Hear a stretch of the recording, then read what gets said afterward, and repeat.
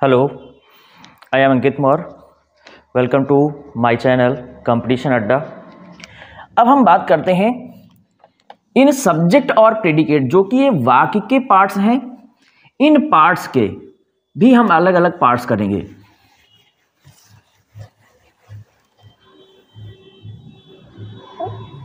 ठीक, चलिए देखिए। सबसे पहले हम देखते हैं सब्जेक्ट। तो सब्जेक्ट के कितने पार्ट्स होते हैं? तो सब्जेक्ट के दो पार्ट्स होते हैं। पहला होता है क्वालिफायर और दूसरा होता है हेड वर्ड, या इसी को कहीं कहीं पर मेन वर्ड भी कहा जाता है। ठीक है, हेड वर्ड कहें या मेन वर्ड कहें। ठीक है, अब देखिए क्वालिफायर, हेड वर्ड, दो पार्ट्स हो गए किसके? सब्जेक्ट के। देखिए क्वालिफायर क्या होता है? क्वालिफायर वह शब्द होता है जो वाक्य के सब्जेक्ट की विशेषता बताता है।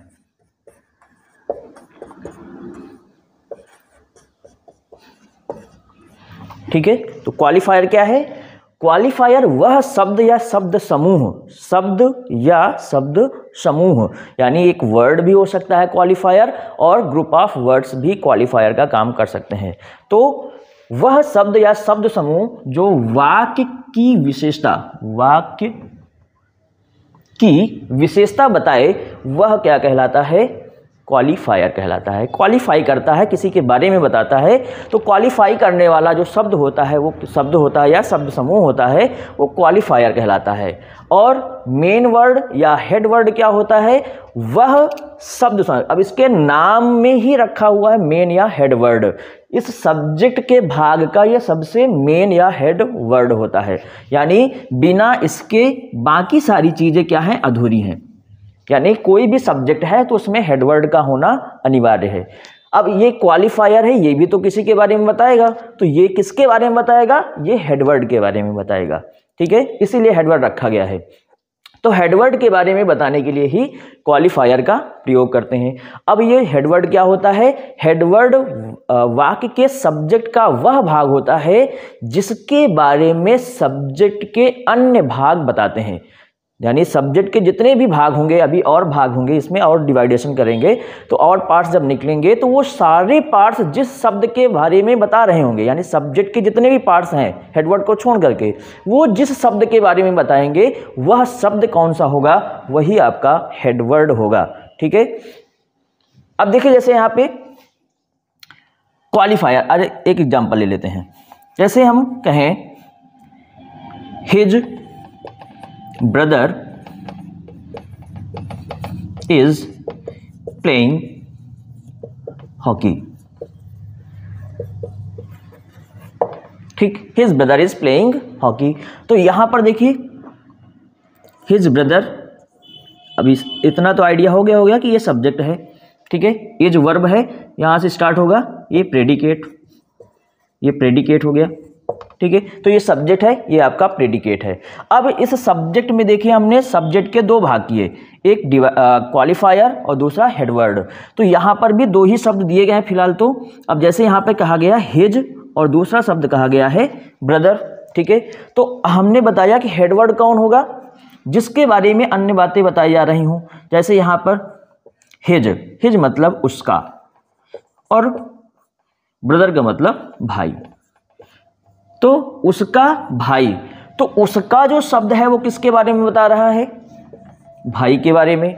ठीक है, और उसका दूसरे के बारे में बता रहा है, इसलिए क्या हो गया? क्वालिफायर, क्वालिफाई कर रहा है। तो ये हो जाएगा क्वालिफायर। ठीक है, और जिसके बारे में बताया जाता है वो क्या होता है? हेडवर्ड। ये हो गया हेडवर्ड। और हेडवर्ड वाक्य का सबसे मुख्य शब्द होता है, वाक्य के सब्जेक्ट का सबसे मुख्य शब्द होता है। अगर हम भाई शब्द को यहाँ से ब्रदर को हटा दें तो क्या हिज का यहाँ पे कोई वैल्यू रह जाएगा? कोई अर्थ निकलेगा? नहीं होगा ना। तो यानी हिज का अस्तित्व तब तक है जब तक यहाँ पर ब्रदर है, क्योंकि इसका काम ही है इसके बारे में बताना, और जब यही नहीं रहेगा तो इसका भी यहाँ पर कोई काम नहीं रहेगा, यानी ये बेमतलब लगा रहेगा। ठीक है, तो यहाँ पर ध्यान ये रखना है कि ब्रदर शब्द ही आपका क्या हो जाएगा, हेडवर्ड, और हेडवर्ड वह होगा जिसके बारे में वाक्य में बातें, वाक्य सब्जेक्ट में अन्य जो पार्ट्स हैं वो जिसके बारे में बता रहे होंगे वही आपका हेडवर्ड होगा। ठीक है, तो ये ब्रदर शब्द आपका क्या हो गया, हेडवर्ड, और हिज हो गया क्वालिफायर, ये हो गया क्वालिफायर। ठीक है, तो ये तो हमने बात कर ली सब्जेक्ट के दो पार्ट्स की। अभी और इसको डिवाइड करेंगे तो इसके क्वालिफायर के भी 3 पार्ट्स होते हैं, इसके भी 3 पार्ट्स हैं। देखिए कौन कौन से 3 पार्ट हैं इसमें। पहला पार्ट है, 3 पार्ट में पहला है आपका डिटरमिनर, ठीक है। दूसरा पार्ट है आपका एडजेक्टिव, और थर्ड एंड लास्ट पार्ट है एडजेक्टिवल फ्रेज। ठीक, ये 3 पार्ट्स हो गए किसके। अब ये तीनों पार्ट्स क्वालिफायर के हैं, ना तो सब्जेक्ट के हैं ना ही हेडवर्ड के हैं। ये सब्जेक्ट के 2 ही पार्ट्स हैं, क्वालिफायर, हेडवर्ड, लेकिन जो आपका क्वालिफायर है उसके 3 पार्ट हैं ये।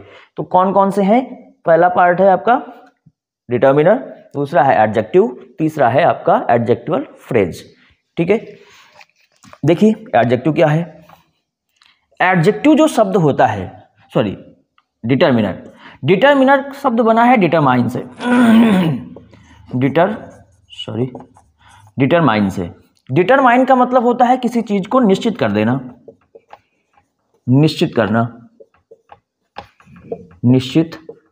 करना। ठीक है, तो जो डिटरमाइन करेगा वही डिटर्मिनर हो जाएगा। तो डिटरमिनर क्या हो गया, इसको हिंदी में कहते हैं निश्चायक। निश्चायक का मतलब निश्चित करने वाला शब्द। तो वह शब्द जो किसी दूसरे शब्द को क्या कर दे, निश्चित कर दे, उसे डिटरमाइन कर दे, वही शब्द क्या कहलाएगा, निश्चायक यानी डिटरमिनर। ठीक है, डिटरमिनर के अंतर्गत बहुत सारे शब्द आते हैं, जिसमें से आपका आर्टिकल है एन, द। ठीक है, बहुत सारे एडजेक्टिव्स हैं, जैसे सम हो गया, मेनी हो गया, आल हो गया, सेवरल हो गया, फ्यू हो गया, अ फ्यू हो गया, द फ्यू हो गया, लिटिल हो गया, अ लिटिल हो गया, द लिटिल हो गया। ठीक है, इसी प्रकार से दिस हो गया, दैट हो गया, दीज हो गया, दोज हो गया। बहुत सारे शब्द हैं इसमें, बहुत सारे शब्द हैं। ठीक है, तो ये कुछ शब्द हैं जो डिटरमिनर के अंतर्गत आते हैं। ये सभी के सभी कैसे हैं, डिटरमिनर्स हैं। ठीक है, इसके बाद में है आपका एडजेक्टिव। एडजेक्टिव आप सभी जानते होंगे क्या होता है, कि वह शब्द जो दूसरों के बारे में बताता है, दूसरों को डिटरमाइन करता है, दूसरों के बारे में बताने वाला शब्द, ये शब्द है। ठीक है, एडजेक्टिव दूसरों के बारे में बताता है, और ध्यान रखिएगा दूसरों की विशेषता बताते समय इसमें केवल एक ही शब्द होता है, एक शब्द होता है। ठीक है, ये एक शब्द है। एडजेक्टिव यहाँ पर जो बात हो रही है वो एक शब्द की बात हो रही है। अब यहाँ पर आगे इसी के दिया गया है एडजेक्टिव फ्रेज। तो एडजेक्टिवल फ्रेज क्या होता है, एडजेक्टिवल फ्रेज वह शब्द होता है जिसमें फ्रेज लगा होता है। एडजेक्टिव भी होगा और फ्रेज भी होगा, तो एडजेक्टिव और फ्रेज दोनों का जो काम करेगा वही क्या कहलाएगा, एडजेक्टिवल फ्रेज। तो एडजेक्टिव का काम क्या है, दूसरे नाउन या प्रोनाउन के बारे में बताना। ठीक है, तो जो नाउन या प्रोनाउन के बारे में बताएगा वो तो एडजेक्टिव हो गया। तो एडजेक्टिव की क्वालिटी इसके अंदर है, दूसरों के बारे में बताने की। और फ्रेज का मतलब होता है ऐसा वह जो ग्रुप ऑफ वर्ड्स में हो, यानी शब्द समूह। शब्द समूह, शब्दों का एक समूह। तो फ्रेज क्या होता है? फ्रेज वह होता है जो शब्दों का एक समूह होता है। जब ग्रुप ऑफ वर्ड्स बनते हैं तो वो ग्रुप ऑफ वर्ड्स ही क्या कहलाते हैं? फ्रेज कहलाते हैं। ठीक है, तो यानी यहाँ पर कहने का मतलब ये है कि एडजेक्टिवल फ्रेज जो होगा वो एडजेक्टिव की तरह काम तो करेगा, लेकिन इसमें एक शब्द नहीं होगा, इसमें एक से अधिक शब्द होंगे, यानी एक से अधिक शब्दों वाला एडजेक्टिव। एक से अधिक शब्दों वाला एडजेक्टिव। ठीक है, तो ये आपके क्वालिफायर के पार्ट्स हैं। तो क्वालिफायर के 3 पार्ट्स हैं, कौन कौन? डिटर्मिनर, एडजेक्टिव और एडजेक्टिवल फ्रेज। डिटर्मिनर में ये कुछ वर्ड्स हैं, जो कुछ वर्ड्स हैं ये आपके डिटर्मिनर्स के अंतर्गत आते हैं। एडजेक्टिव कौन होता है? वे शब्द होते हैं जो नाउन के बारे में क्वालिफाई करते हैं, नाउन के बारे में बताते हैं, उन्हें हम एडजेक्टिव कहते हैं। एडजेक्टिवल फ्रेज क्या होता है? जो एडजेक्टिव की तरह काम करता है, यानी नाउन के ही बारे में बताता है, लेकिन इसमें एक से अधिक शब्द होते हैं। तो एडजेक्टिव और एडजेक्टिवल फ्रेज में सिर्फ एक ही डिफरेंस है, एक नहीं, बेसिकली 2 डिफरेंस हैं, वो अभी हम आपको बताएंगे, पोजीशन ऑफ एडजेक्टिव और एडजेक्टिवल फ्रेज। ठीक है, तो एडजेक्टिव और एडजेक्टिवल फ्रेज में डिफरेंस क्या है? एडजेक्टिव में केवल एक ही शब्द होता है, जबकि एडजेक्टिवल फ्रेज में हमेशा एक से अधिक शब्द होंगे।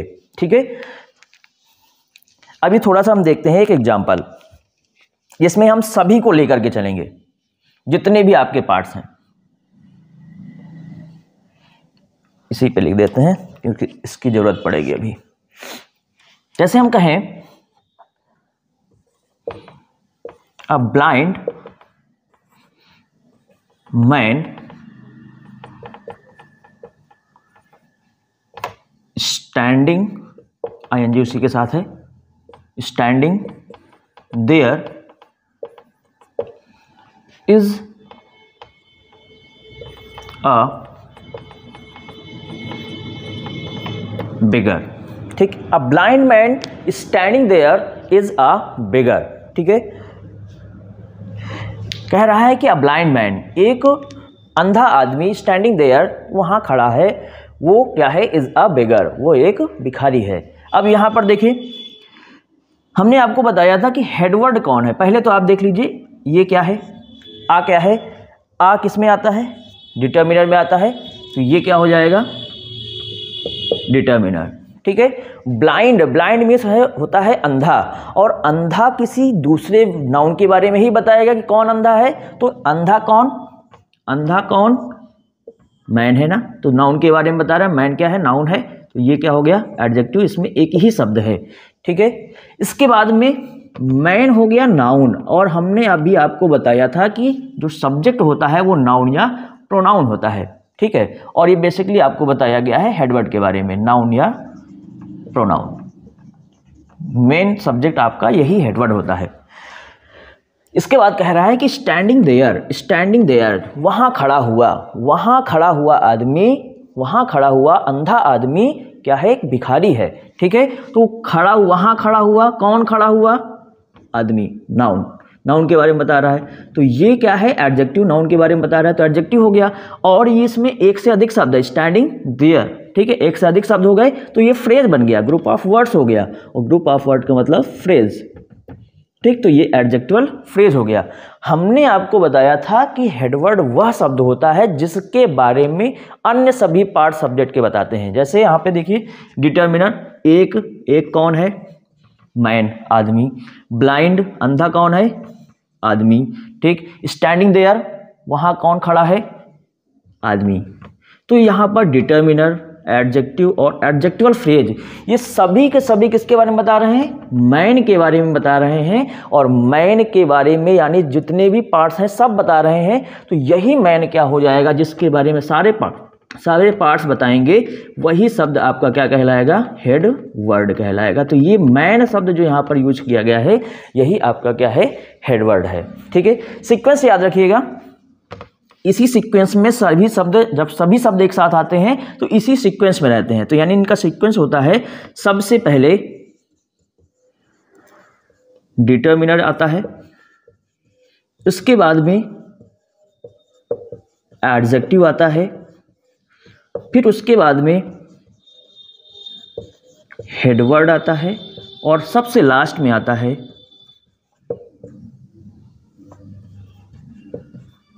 Adjectival phrase.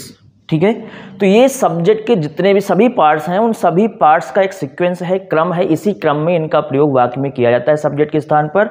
तो सब्जेक्ट्स का जितने सब्जेक्ट के पार्ट्स हैं उनका क्रम क्या है? सबसे पहले डिटर्मिनर, फिर एडजेक्टिव, फिर हेडवर्ड, फिर एडजेक्टिवल फ्रेज। इस वाक्य में देखिए, सबसे पहले डिटर्मिनर, फिर एडजेक्टिव, फिर हेडवर्ड, फिर एडजेक्टिवल फ्रेज। ठीक है, तो सब्जेक्ट के जितने भी पार्ट्स होते हैं उन सभी पार्ट्स का एक सीक्वेंस होता है। ये सभी के सभी पार्ट्स इसी क्रम में वाक्य के सब्जेक्ट के स्थान पर प्रयोग किए जाते हैं। ठीक है, और ध्यान रखिएगा जो इन सभी पार्ट्स में सबसे मुख्य भाग है वो कौन है? हेडवर्ड। वाक्य का मुख्य सब्जेक्ट कौन होता है? हेडवर्ड, और यही नाउन या प्रोनाउन के रूप में प्रयोग होता है। ठीक, तो यही आपका नाउन या प्रोनाउन के रूप में यूज किया जाता है, यही आपका हेडवर्ड कहलाएगा। ठीक है, तो ये तो हो गई बात। यहाँ पर कुछ हमने बताया सेंटेंस के पार्ट्स के बारे में कि सेंटेंस आपके सब्जेक्ट और प्रेडिकेट के रूप में दो पार्ट्स में होता है। सब्जेक्ट के भी दो पार्ट्स होते हैं, कौन कौन से? पहला आपका होता है क्वालिफायर, ठीक, दूसरा होता है मेन या हेडवर्ड।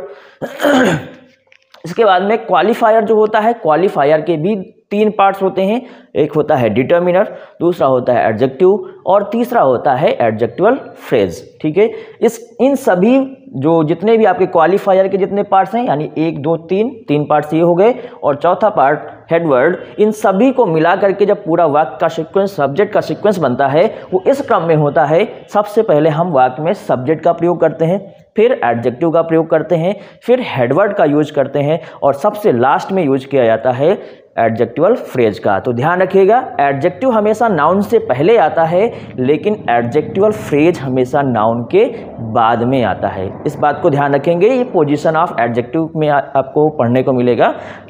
तो ध्यान रखने, केवल जब एडजेक्टिव के रूप में एक शब्द यूज किया जाता है तो वो एडजेक्टिव नाउन से पहले लगता है, लेकिन जब हम फ्रेज के रूप में एडजेक्टिव का यूज करते हैं तो वो हमेशा नाउन के बाद में लगता है। ठीक है, तो ये था सब्जेक्ट, प्रेडिकेट यानी सब्जेक्ट के सेंटेंस के जो पार्ट्स होते हैं, और जो आपका पहला पार्ट है सेंटेंस का सब्जेक्ट, उसके सभी पार्ट्स के बारे में हमने आप डिस्कस किया है। तो नेक्स्ट वीडियो में हम डिस्कस करेंगे प्रेडिकेट के पार्ट्स के बारे में कि प्रेडिकेट के कितने पार्ट्स होते हैं, उनमें कौन कौन सी चीज़ें होती हैं, उनके क्या प्रॉपर्टीज़ हैं, उनके बारे में हम चर्चा करेंगे। तो मिलते हैं आपको नेक्स्ट वीडियो में नए वीडियोज़ के साथ, तब तक के लिए जय हिंद।